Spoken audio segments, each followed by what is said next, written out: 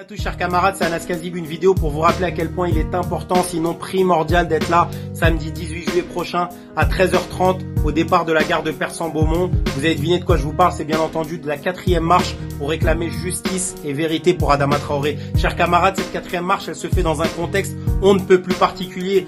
Hier encore, on était dans ce confinement pendant cette crise sanitaire où notamment on disait le confinement, c'est un révélateur de toutes les inégalités sociales et raciales. Faut-il rappeler ces centaines de mètres de files d'attente avec ces familles qui attendaient des colis alimentaires pour pouvoir se nourrir? Faut-il rappeler encore une fois que la Seine-Saint-Denis a été le département français avec le plus fort taux de mortalité lié au Covid-19, et ce n'est pas anodin parce que dans le 93 comme dans l'ensemble des quartiers populaires, il y a aussi cette première et seconde ligne qui a travaillé durant tout le confinement et qui parfois l'a payé aussi de sa vie. Et chers camarades, ce confinement, il a été suivi d'une vague de rage, de colère, de combativité qui nous est venue des États-Unis après la mort de George Floyd. On a vu ici en France l'impact avec l'appel du 2 juin du comité Adama devant le tribunal de grande instance et le 13 juin aussi à l'appel du comité Adama, place de la République. Ces deux rassemblements, c'est des dizaines de milliers de personnes qui ont dénoncé le racisme d'État et les violences policières. Et cet appel que je vous fais aujourd'hui dans cette vidéo, c'est aussi pour vous dire que ce n'est pas uniquement l'affaire de la jeunesse et des quartiers populaires, la question du racisme d'État et des violences policières, c'est l'affaire de toutes et de tous.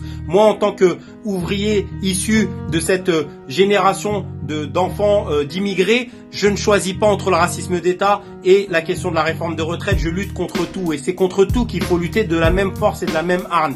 L'ensemble du mouvement ouvrier organisé qui lutte contre la réforme des retraites, contre l'assurance chômage ou autre, doit lutter de la même manière aux côtés des quartiers populaires et des personnes racisées pour justement l'émancipation de ces personnes qui sont victimes du racisme d'État et des violences policières. Et on a vu à quel point dans les dernières séquences que les violences policières qui s'exerçaient dans les quartiers populaires, elles s'exercent de plus en plus dans les manifestations. Est-ce qu'il faut le rappeler, toutes les personnes éborgnées, réprimées, mutilées des gilets jaunes? Est-ce qu'il faut rappeler toutes ces scènes sur les piquets de grève des dépôts de la RATP durant la réforme des retraites où il y a eu énormément de répression, énormément de mêlées entre agents de la RATP et policiers? C'est pour ça qu'on considère que la marche pour réclamer justice et vérité pour Adama Traoré, ça doit être la marche de toutes et de tous pour réclamer la vérité et la justice pour Adama Traoré, mais également dénoncer le racisme d'État et les violences policières.